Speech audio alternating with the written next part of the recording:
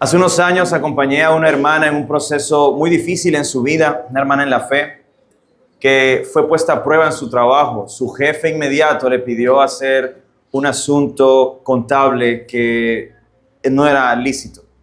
Legalmente eso no se debe hacer. Muchas personas lo hacen, muchas empresas lo hacen. Incluso él le dijo, igual si no lo haces tú, yo voy a buscar a alguien que me lo haga.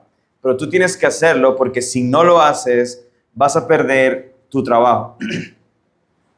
¿Qué estaba en juego en ese momento?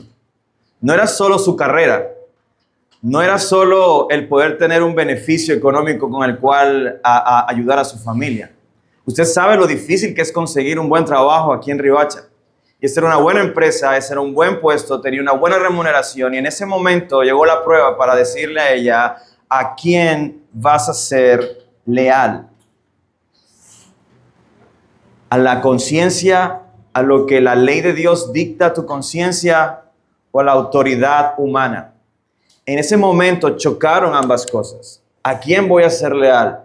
¿A la autoridad de Dios o a la autoridad del hombre? El hombre me puede hacer daño en este mundo y efectivamente le hizo daño porque la dejó sin empleo durante un largo periodo de tiempo. Esta situación es más común de lo que pudiéramos imaginar incluso. Esto le está pasando a cristianos ahora mismo en todo el mundo. Cristianos están siendo puestos a prueba, médicos que les piden hacer procedimientos que van en contra de sus principios, abogados, políticos que les piden firmar documentos, leyes, normas que van en contra de sus valores y principios. Esto está pasando en estos momentos en todo el mundo. Todos los cristianos tenemos que enfrentar este tipo de circunstancias que son difíciles, pero a las cuales tenemos que responder con sabiduría. Jesús mismo enfrentó una trampa similar en la que su respuesta nos muestra a nosotros cómo es que el pueblo de Dios debe responder con sabiduría, con una sabiduría que es leal a Dios en un mundo que es hostil a Dios. Y para ello vamos a conocer lo que dice el texto en Mateo capítulo 22, versículos del 15 al 22. Mateo 22, versículo 15 al 22. Dice así la palabra de Dios. Entonces los fariseos se fueron y deliberaron entre sí cómo atrapar a Jesús en alguna palabra que él dijera. Y los fariseos enviaron a algunos de sus discípulos junto con los partidarios de Herodes, diciendo, Maestro, sabemos que eres veraz y que enseñas el camino de Dios con verdad y no buscas el favor de nadie porque eres imparcial. Dinos pues, ¿cuál es tu opinión? ¿Está permitido pagar impuesto a César o no? Pero Jesús, conociendo su malicia, dijo, ¿por qué me ponen a prueba, hipócritas? Traigan la moneda que se usa para pagar ese impuesto. Y le trajeron un denario. Y él les preguntó, ¿de quién es esta imagen y esta inscripción? Ellos le dijeron, de César. Entonces él les dijo, pues den al César lo que es del César y a Dios lo que es de Dios. Al oír esto, se maravillaron, lo dejaron y se fueron. La idea que hoy quiero que te lleves en tu corazón luego de escuchar esta palabra es la siguiente. La lealtad del pueblo de Dios debe estar dirigida a Jesús mientras te sometes con sabiduría a las demás autoridades. Voy a decirlo una vez más. La lealtad del pueblo de Dios debe estar dirigida a Jesús mientras te sometes con sabiduría a las demás autoridades humanas. Aún, hermanos, si esas autoridades, y a pesar de que eso va a suceder, de que esas autoridades van a ser hostiles a Cristo y a ti, si eres cristiano. Es por eso que he titulado este mensaje, La sabiduría leal al rey en un mundo hostil. Y ese título te va a ayudar a recordar esta idea. La sabiduría leal al rey en un mundo hostil. Y vamos a seguir esta enseñanza considerando las dos grandes partes de este diálogo. Lo que acabamos de ver es un diálogo público, pero un diálogo entre dos partes. Por un lado estaban los adversarios de Jesús y por otro lado estaba el Señor respondiendo a estas cosas, ¿verdad? Entonces, en primer lugar, vamos a mirar lo que los adversarios hacen. Ponen una trampa para tentar la lealtad de Jesús. Y enseguida la respuesta de Jesús a esa trampa, mostrando su lealtad y sabiduría a Dios. Asombrosa. Entonces, en primer lugar, miremos como primer enunciado la trampa para tentar la lealtad de Jesús. Eso es lo primero que vamos a considerar. La trampa para tentar la lealtad de Jesús. El primer día de la semana que está ocurriendo ahí, estamos en el segundo día. Aquí esta narración se ubica en contexto de tiempo, en el segundo día, después de que Jesús entra a la ciudad de Jerusalén montado en un pollino, siendo aclamado como Rey Salvador. Eso hizo que toda la ciudad se diera cuenta de que este personaje iba a ser algo importante esos días. Y el mismo primer día Jesús llegó directamente al templo y lo que hizo fue volcar las mesas de los que cambiaban allí y luego denunciar la corrupción en el sistema religioso de entonces. Mira, hacer eso, sí o sí podía meter en problemas a cualquiera, al punto de que lo que sucedió inmediatamente es que los líderes religiosos, al haber sido llamados ladrones, al haber sido llamados hipócritas, públicamente aparecen en escena y comienzan a preguntarle a Jesús, ¿con qué autoridad haces tú estas cosas? ¿Cómo te atreves a venir a la casa de Dios, al templo donde servimos a Dios y llamarnos a nosotros, siervos del Dios Altísimo, ladrones, hipócritas? Y Jesús responde a esa pregunta con 3 parábolas que estuvimos considerando, en donde básicamente les dijo, les sostengo en su cara que ustedes son unos hipócritas, porque no quieren reconocer, ustedes son los únicos que no quieren reconocer que yo soy el Mesías. La gente estaba cantando, Hosana al Hijo de David, ustedes no lo dan para hacer. Por eso son hipócritas, ustedes son corruptos, son unos ladrones. Tan ladrones como aquellos que ven al Hijo, recuerdan la parábola, al Hijo venir y dicen, matémoslo para quedarnos con su herencia. Amados, esto estaba provocando que los corazones comenzaran a moverse alrededor. ¡Hey, sí, Jesús! Otros en contra de Jesús. No, ¿quién dijo? ¿El quién se cree? Y comenzó el pueblo a sentir esta tensión del segundo día en que Jesús fue al templo y estaba enseñando. Y las personas estaban allí diciendo, bueno, pero este es el maestro. Y mira cómo les habla a las máximas autoridades religiosas.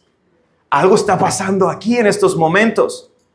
Y luego de haber sido confrontados por Jesús públicamente, nuestro texto nos dice que los fariseos se fueron de allí, del templo, y deliberaron entre sí cómo atrapar a Jesús en alguna palabra que él dijera. Es como si ellos dijeran, vamos a retirarnos porque aquí la cosa se puso muy difícil, no pudimos ganarle en el primer round a Jesús, pero vamos a planear, vengan, planeemos. ¿Cómo podemos destruirlo? ¿Cómo podemos exponerlo en sus propias palabras? Mira lo que el texto nos dice. Y los fariseos enviaron a algunos de sus discípulos junto con los partidarios de Herodes. Hermanos, estos personajes están aquí puestos de manera especial. Fíjate en esto. En tiempos de Jesús, los fariseos eran los maestros de la ley. Eran quienes enseñaban la ley al pueblo y no solo la enseñaban, sino que se encargaban de vigilar. ¡Hey, no estás guardando el Shabbat! Ojo con eso, porque hay penalización al no cumplir la ley. Oye, ¿tú por qué estás haciendo eso? Así no se cumple la ley. Oye, ellos estaban vigilando que las personas cumplieran la ley. Ellos la enseñaban incluso al pueblo. Pero ellos eran líderes religiosos que aunque algunos de sus líderes tenían influencia política, no estaban tan involucrados en esos asuntos. Sin embargo, por el otro lado, tenemos a los que nuestra versión dice los partidarios de Herodes, ¿verdad? Que son los herodianos. Los herodianos eran un grupo religioso político. político, que eran, como su nombre lo indica, partidarios de Herodes. ¿Quién era Herodes? Herodes era un rey que no era del linaje de David.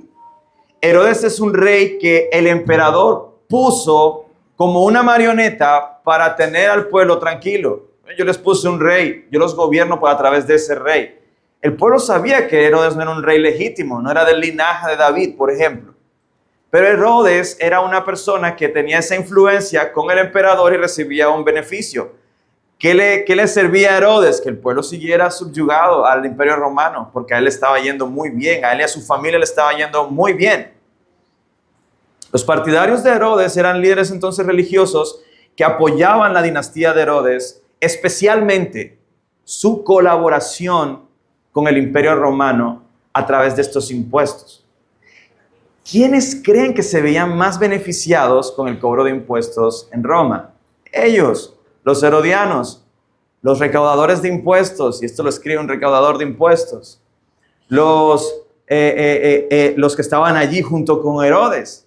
Herodes mismo se veía beneficiado de Israel estar subyugado al poder de Roma. Estos eran personajes políticos. Y si usted conoce a algún político, o si usted es político, usted sabe que esta gente sabe cómo usar la palabra. Sabe cómo, no la palabra de Dios, sus propias palabras. Ellos saben cómo hacer mañas. Y lo interesante de esto, hermanos, es que en ese tiempo los herodianos y los fariseos no congeniaban, no tenían amistad. Eran como de diferentes bandos. Nosotros somos azules, ustedes son rojos. Nosotros somos de izquierda, ustedes son de derecha. Y era imposible poder hacer que estas personas coincidieran en algo. Porque por un lado, la agenda de los fariseos era que el reino de Dios fuera establecido. Y la agenda de los herodianos es que el reino de Roma siga vigente. Entonces, si ves, habían intereses opuestos. Pero, ¿qué nos dice el texto? Que resulta que los fariseos dijeron, no pudimos, busquemos políticos. Políticos que pongan a prueba a Jesús. ¿Con qué intención? La intención era poder encontrar que Jesús se metiera en problemas con el emperador. Si hacemos que Jesús se meta en problemas con el emperador, podremos destruirlo. Entonces ellos, mira la maldad, están maquinando, hicieron a un lado sus diferencias. Mira cuánta hipocresía. Lo que sea necesario con tal de hacer caer a Jesús. Diferencias políticas, hagámoslas a un lado. Tenemos un enemigo en común. ¿Quién es? Jesús. Ahora prestemos especial atención a la trampa de estos políticos astutos. Mira que estas palabras no están puestas ahí de casualidad. Mira lo que ellos dijeron. Versículo 16, en la parte B. Enviaron a los fariseos, a los discípulos de los fariseos con algunos herodianos, diciendo, Maestro, sabemos que eres veraz y que enseñas el camino de Dios con verdad y que no buscas el favor de nadie porque eres imparcial.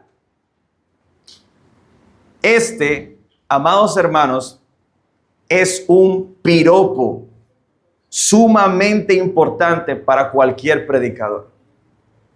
Mira, si después de este sermón se me acerca alguien y me dice, pastor, fuiste fiel, te mantuviste veraz.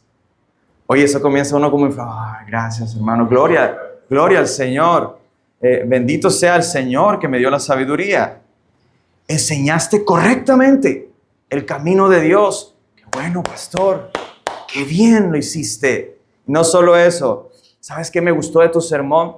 Que tú no buscaste el favor de nadie. Lo que dijiste, lo dijiste, no importa quién estaba allí, porque a ti te importaba ser imparcial, fiel a Dios. Bravo, pastor. Hermanos, ustedes me dicen eso, y yo puedo que te ponga cara de, ay, hermano, sí. Pero por dentro, ay, Señor, lo hice. Fui fiel. ¡Qué bien! ¡Qué bien! ¿Por qué? Porque yo todavía soy un hombre que lucha con el orgullo. Yo estoy infectado con el pecado que me hace creerme que yo soy el centro de atención.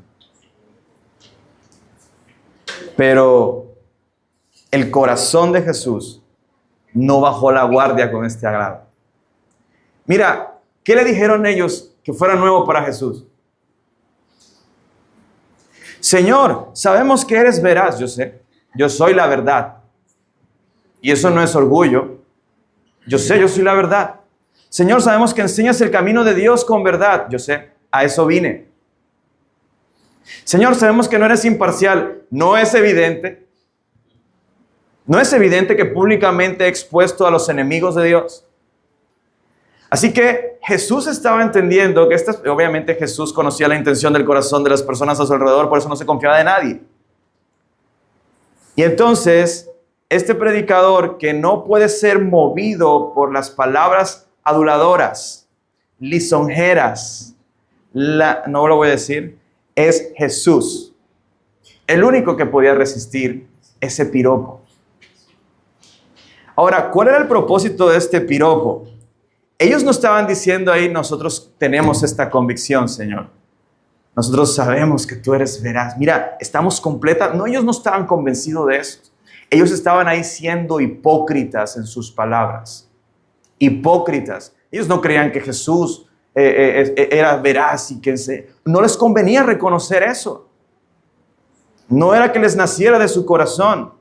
¿Cuál era la intención de estas personas? Como dice el versículo 15, ponerle una trampa a Jesús, atraparlo.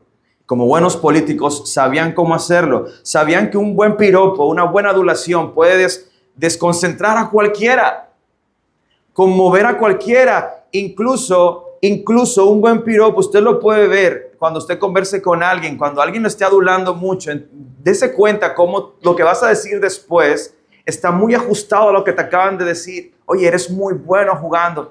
Sí, es que he entrenado bastante. Oye, pero qué bien haces la comida. Sí, lo que pasa es que ya eso es un defecto de fábrica. Lo siguiente que uno dice luego de un piropo de esos va muy ajustado a lo que ellos están. Ellos lo que quieren es que tú digas algo que ellos quieren decir. Que ellos quieren que tú digas, que seas atrapado por tu propio orgullo. Estos políticos eran muy astutos. Y así es el mundo. El mundo es astuto, el mundo sabe cómo seducirte, cómo tocar la tecla exacta donde tú vas a caer redondito. Satanás sabe dónde tocar para tentar tu corazón. Por eso, aquí viene el aguijón. Señor, tú eres veraz, no eres imparcial. Dinos pues, ¿cuál es tu opinión? A mí me dicen eso y ya yo comienzo a decir como que, bueno, traigamos una silla, un vaso de agua, que voy a emitir mi opinión. Esta pregunta es profundamente peligrosa. Presta atención. ¿Está permitido pagar impuesto a César o no? Si esto fuera una película, se escucharía el rumor de las personas inmediatamente. ¡Hey! ¿Cómo así? ¿Y esa pregunta qué? ¿Por qué? Porque esta es una pregunta peligrosa. Peligrosísima. Esta es una pregunta política con intenciones incendiarias, lo que podía provocar una revuelta dentro del pueblo. Incluso, aquí un par de datos históricos. En el año 6 después de Cristo, Judas Galileo, nos cuenta Hechos de los Apóstoles, que Judas Galileo empezó una revuelta y sus seguidores comenzaron a oponerse al imperio romano. Pero en cuanto Judas fue ejecutado, sus seguidores se disiparon. Eso es todo lo que nos dice Hechos. Pero la historia nos cuenta que esa revuelta fue significativa. Hubo muchos muertos. Incluso ese fue el inicio de un ejército guerrillero llamado los Zelotes. Los Zelotes, que se oponían al imperio y específicamente estaban ardidos por el impuesto que Roma le había puesto a su tierra. Ellos entonces en ese año hicieron una revuelta, pero eso no terminó allí, porque los celotes siguieron haciendo de las suyas, provocando revueltas en todos lados. Incluso uno de los discípulos de Jesús era celote. Ahora imagínate el drama político. Oye, ese celote, ¿qué va a decir su maestro? ¿Verdad? Imagínate la tensión que había en ese momento. Ahora, no solo eso. Este es otro dato histórico después de la muerte y resurrección del Señor. En el año 66, después de Cristo, los celotes iniciaron otra revuelta por causa del cobro del impuesto del Imperio Romano. Fíjate que este es un tema peligroso, peligrosísimo. Esa revuelta comenzó en el 66 y duró 4 años. Escucha esto. Y terminó con la destrucción total de Jerusalén. ¿Sí estás entendiendo lo importante que es esta pregunta? Jesús pudo haber comenzado una revuelta con lo que sea que dijera allí. Y eso podía haber hecho que el Imperio Romano entonces atacara como lo hizo luego en el año 70, encabezados por el emperador. Bueno, en ese momento no era emperador, pero después lo fue Tito, que fue y destruyó el templo, destruyó la ciudad y llevó esclavos a los israelitas. Hermanos, no es una pregunta cualquiera, era un tema muy delicado. Era la oportunidad perfecta en la que los líderes religiosos estaban moviendo los hilos para que fuera el emperador quien se encargara de ejecutar a Jesús. ¿Sí vieron? Públicamente Jesús entonces está siendo probado en su lealtad. Lo que Jesús diga a continuación puede ser desastroso para él o para el pueblo. O sea, esta era una encerrona que no tenía un buen final. No había forma de que Jesús saliera bien librado de esto, porque si Jesús decía públicamente, no se debe pagar, Roma se le venía encima. Si Jesús decía públicamente, sí se debe pagar, los judíos se le venían encima.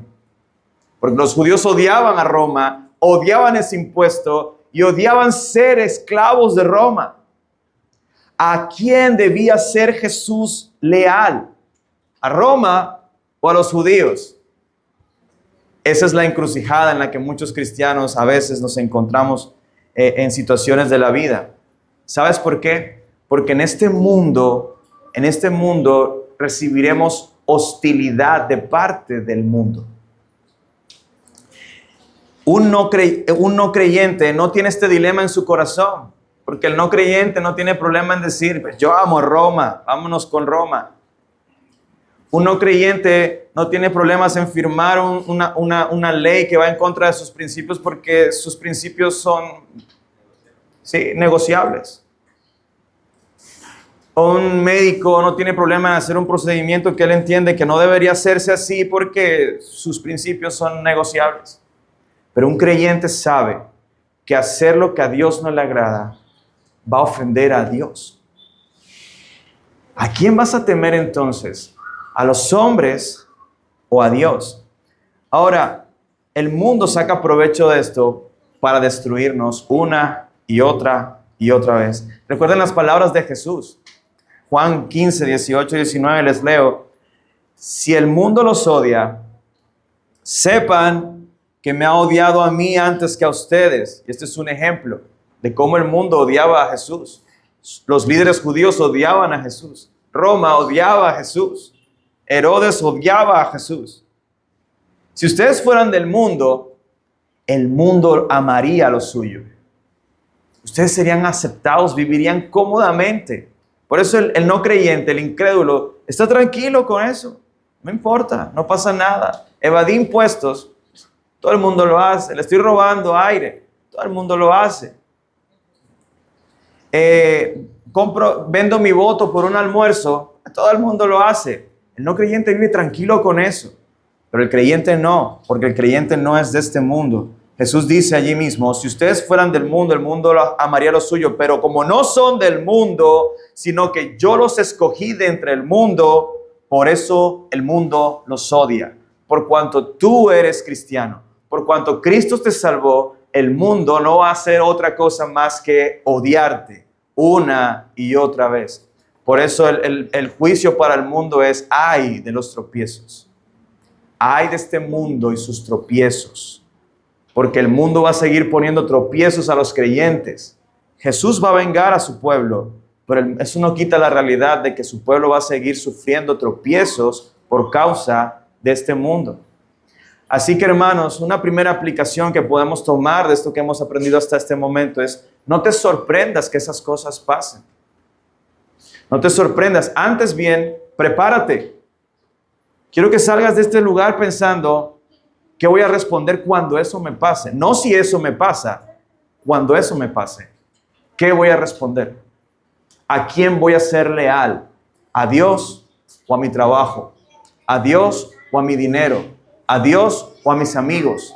¿A Dios o a la opinión de los demás? ¿A Dios o a la autoridad?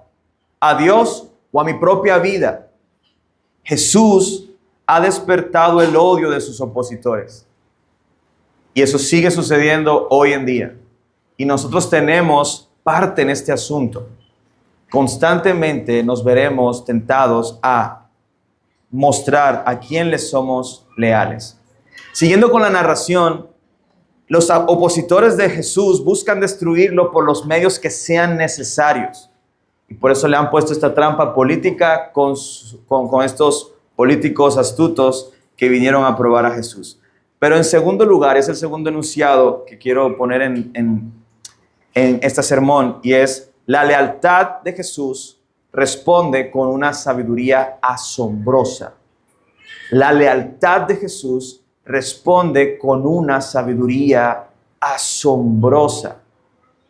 Mira lo que dice el texto en el versículo 18. Pero Jesús, conociendo su malicia, dijo: ¿por qué me ponen a prueba, hipócritas? ¿Por qué me ponen a prueba, hipócritas? Traigan la moneda que usan para pagar ese impuesto. Y le trajeron un denario. A mí me llama mucho la atención lo detallista que es Mateo cuando dice estas cosas. ¿Por qué? Porque la moneda que se usaba para pagar el impuesto era un denario, se llamaba un denario, y costaba un día de salario. Creo que eso lo vimos en una de las parábolas. Un día de salario. Ya quisieran muchos de nosotros, ¿verdad?, que los impuestos que pagamos al gobierno sea un día de salario, ¿verdad? Pero ellos estaban molestos con ese impuesto porque ese impuesto tenía un significado. No era tanto el costo, sino el significado de ese impuesto. Esta moneda era precisamente la que se usaba. Y ahora, esta moneda tenía ahí la imagen del emperador. Y por eso Jesús dice: tráiganme la moneda. Ahora, aquí hay un detalle. ¿Quiénes portaban esas monedas? Los recaudadores de impuestos. ¿Quién más? Los que pagaban el impuesto. Jesús no tenía una. ¿No les llama la atención eso? Bueno, no solo porque no tenía muchos recursos económicos, sino que él sabía que sus opositores sí tenían. Ellos estaban bien con eso. Y tenían ahí monedas. Habían otras formas de pagar y comprar, pero estos opositores tenían denarios. Y usaban esos denarios para su vida normal. Así que la idea del imperio, al poner este impuesto, es recordarte a ti que eras esclavo del imperio, a quién le perteneces. Esa es la razón por la que estaba la imagen de César allí. Cuando el pueblo va a pagar al imperio es como decir: le pertenezco a César. Le pertenezco a César. Era un recordatorio: eres un esclavo de César. Mira cómo le trabajaba el emperador la cabeza a la gente. O sea, más allá de que quería mostrarse y ser él como un semidios, él le quería trabajar la cabeza a la gente, recordándole a quién perteneces, quién es tu autoridad, a quién te debes someter, aunque no te guste, sométete. Lo cual obviamente para los judíos era ofensivo, porque ellos entendían de que el único Dios es el Señor, no César. Por eso que el César se las quiera dar de Dios era ofensivo, y que nos haga pagar tributo con su moneda era ofensivo. ¿Tú entiendes entonces por qué Judas Galileo y los celotes se rebelaron? Es que esto es una ofensa contra nuestra fe, contra la teocracia con la que Dios había gobernado a su pueblo hasta entonces. Era una ofensa directa a ellos. Por eso Jesús hace esta petición de manera intencional. Tráiganmela, dijo. Que evidentemente él no tenía una, pero ellos sí. Pero recuerda que los herodianos eran pro Roma. Entonces a ellos no les molestaba tener esa moneda en su bolsillo. Con esto lo que Jesús estaba haciendo era exponerlos. ¿Quién tiene un denario? Aquí hay un denario, Jesús. Ustedes andan con eso. Ok. Además de que ya les había dicho en esta pregunta, ¿por qué me ponen a prueba, hipócritas? Yo no sé si a ti alguna vez te han dicho hipócrita, pero Jesús los estaba mirando a los ojos y públicamente les estaba diciendo, hipócritas. Hipócritas, ¿por qué me ponen a prueba? Denme un denario. O sea, a mí me dicen, ven acá, ¿tú por qué me dices hipócrita? Ellos no.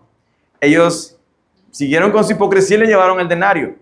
Y Jesús luego les pregunta, ¿de quién es esta imagen y esta inscripción?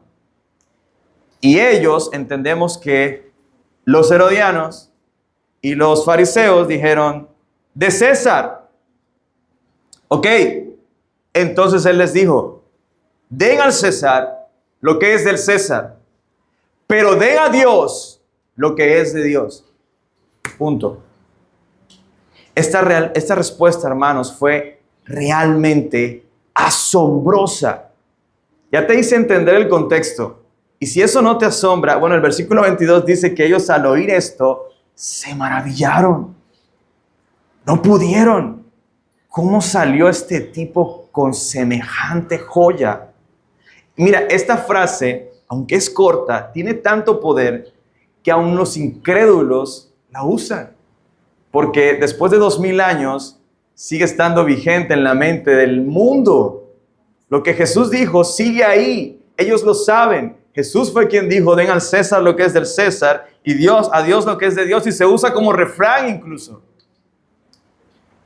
Así que Jesús estaba poniendo a César en el lugar que le corresponde. Y esto es lo que me encanta de esta respuesta. Jesús les está diciendo, a César lo que es de César, pero a Dios lo que es de Dios, que está encima del César. César tiene su lugar. Ahora, este guiño, los romanos no lo entendieron, pero los judíos sí. Den al César lo del César, pero ustedes, a Dios lo que es de Dios. ¿Qué les estaba diciendo Jesús? Su lealtad debe estar a Dios por encima del César. Su lealtad debe estar a Dios por encima de Roma. ¿Quién era César? César era una autoridad puesta por Dios. Y si eso te parece escandaloso, no tengo el tiempo para exponer Daniel, pero te voy a hacer un panorama rápido de sus primeros 4 capítulos. En ese momento el emperador, el rey del imperio más poderoso del mundo era Nabucodonosor, rey de Babilonia. Y Nabucodonosor, rey de Babilonia, tuvo un sueño que lo perturbó. Y no encontraba a nadie que le pudiera decir qué significaba ese sueño. Él vio una estatua con ciertos elementos y hablaba, y esa estatua lo perturbaba. Daniel fue llevado delante de Nabucodonosor. Y cuando Daniel va a hablar acerca del significado de la estatua, dice lo siguiente: Dios es quien pone reyes y quien quita reyes. ¿Por qué Daniel dijo eso? Porque esa imagen, esa estatua, significaba reyes. Babilonios, persas, griegos, Roma. Él no lo sabía. Nabucodonosor no lo sabía. Pero aún el rey romano, ¿quién lo puso? Dios. A ti, Nabucodonosor, fue Dios quien te puso. A Ciro Persa, Dios lo pondrá. A Alejandro el griego, Dios lo pondrá. A César el romano, Dios lo pondrá. Pero viene un reino que destruirá todos estos reinos. Y ese es quien gobierna todos estos reinos. Esa fue la interpretación de Daniel. Pero no solo eso, cuando en el capítulo 4 Nabucodonosor tiene un episodio bien extraño, un asunto todo raro ahí, que él se convierte casi como un animal, y después de eso Dios le abre el entendimiento. ¿Qué confiesa Nabucodonosor en el capítulo 4? Tengo aquí el versículo 17 señalado. Él dijo lo siguiente: que el Altísimo domina sobre todos los hombres y él da el reino a quien a él le place. El César no estaba allí porque César es grande. No, César estaba allí porque Dios lo puso allí para juicio del mundo. Para juicio del mundo. Recuerda lo que Pablo dice en Romanos 13, que toda autoridad que está en el mundo ha sido puesta por Dios. Por Dios. Él es el rey soberano quien pone y quita reyes. Lo que Jesús estaba diciendo es: César está donde Dios quiere que esté. Así que ustedes, al César lo que es del César, pero a Dios lo que es de Dios. ¿Qué debían darle ellos al César? Vamos a ir un momento a Romanos 13, porque ese versículo responde de manera precisa a esta pregunta que les acabo de plantear. Romanos 13, versículos del 1 al 7. Dice así la Escritura: sométanse, Pablo hablando a la iglesia en Roma. Y en ese tiempo no era Tiberio César. Tiberio César fue un ángel de Dios comparado con el emperador que ellos tenían en ese momento, que era Nerón.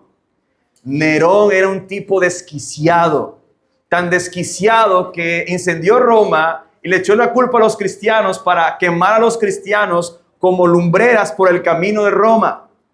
Eran lavados en brea y prendidos los cristianos en sus jardines. Dígame tú si esa persona estaba cuerda. Era un dictador, era un tipo horrible. Y mira lo que Pablo dice en tiempos de Nerón a los romanos: sométase toda persona a las autoridades que gobiernan, porque no hay autoridad sino de Dios, y las que existen por Dios son constituidas. Por tanto, el que resiste a la autoridad, a lo ordenado por Dios, se ha opuesto. Y los que se han opuesto recibirán condenación sobre sí mismos, porque los gobernantes no son motivo de temor para el de buena conducta, sino para el que hace el mal. ¿Deseas pues no temer a la autoridad? Haz lo bueno y tendrás elogios. Al César lo que es del César.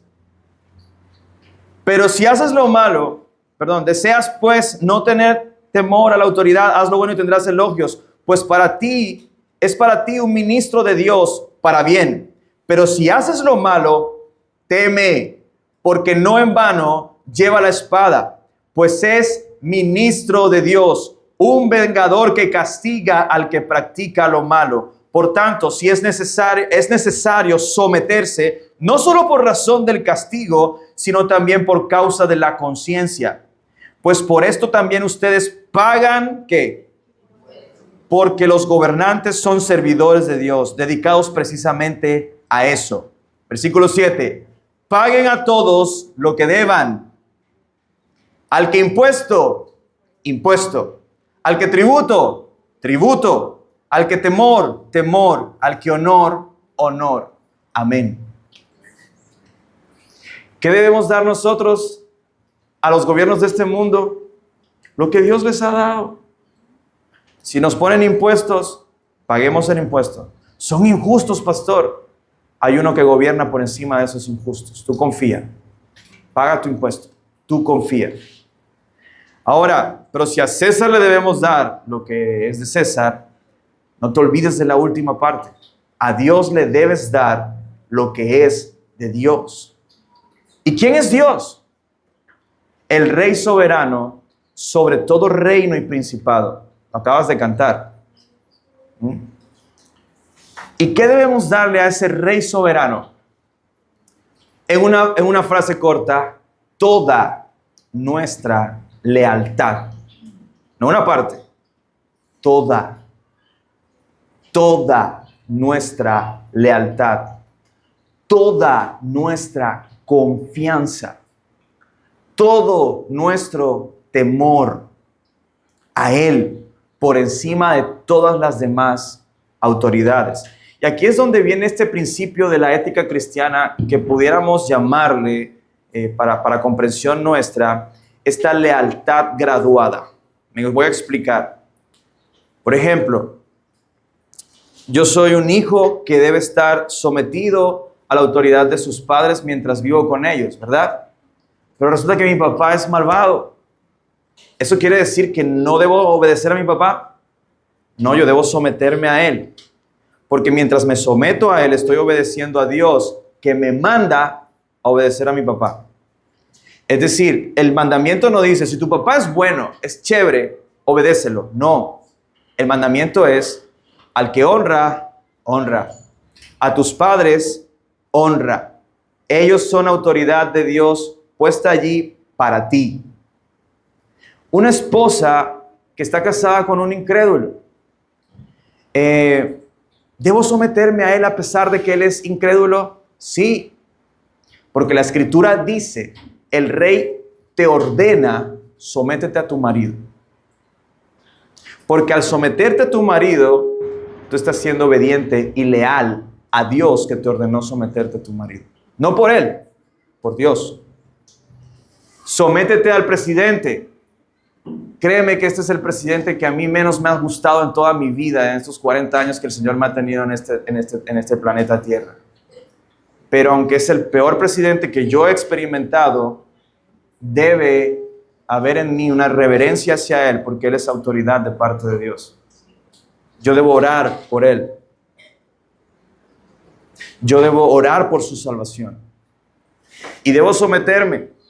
No me gusta, no estoy de acuerdo, pero debo someterme. No por Él, no porque Él sea sabio, no porque yo estoy siendo leal a Dios antes que a Él. Mi mirada está puesta en Dios, no en Él. Y entonces, cuando mi padre me diga que debo hacer algo que es contrario a la voluntad de Dios, no lo hagas. Y si mi esposo me pide que haga algo que es contrario a la voluntad de Dios, no lo hagas. Y si el presidente me pide que debemos hacer algo como iglesia que no es la voluntad de Dios, no lo hagas. Tu lealtad debe estar contra el hombre cuando en ese momento sucede ese choque. Tu lealtad debe ser dirigida completamente en Dios. Pero pierdo mi trabajo. Pero van a haber implicaciones políticas y quizás mi vida se ponga en riesgo. ¿Qué importa? Tu lealtad es a Dios. Tu lealtad es a Dios. Pero mi papá me va a castigar. No importa. Tu lealtad es a Dios. A Dios antes que al hombre. Ojo. Vayan a llegar a su casa, chicos, diciendo, el pastor dijo que uno podía desobedecer a veces. Ojo, no. Nuestra obediencia debe estar allí. Hay licencia para no someterme a mi autoridad cuando esa autoridad me dice que debo hacer algo que es contrario a lo que la autoridad suprema me ha dicho. ¿Sí? Ojo con eso. Por eso es graduada. Yo me debo someter a esta autoridad, pero hay un grado mayor de autoridad al que ya estoy sometido, que es Dios. Entonces, nosotros como cristianos debemos pensar en que toda nuestra lealtad debe estar solamente a Dios antes que a los hombres. Pero aquí hay también una aplicación para los que no son cristianos. Yo sé que aquí hay personas que no son cristianas y quizás tienes rato de estar viniendo a la iglesia y todavía estás como coqueteando con Dios. Yo quiero que tú sepas que hoy es 6 de julio, ¿no?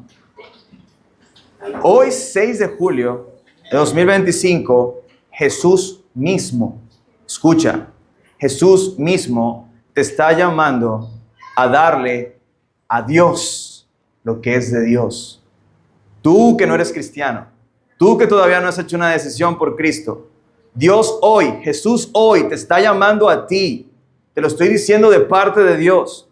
Dios te está diciendo, dale a Dios lo que es de Dios. Dale a Dios lo que le pertenece a Él.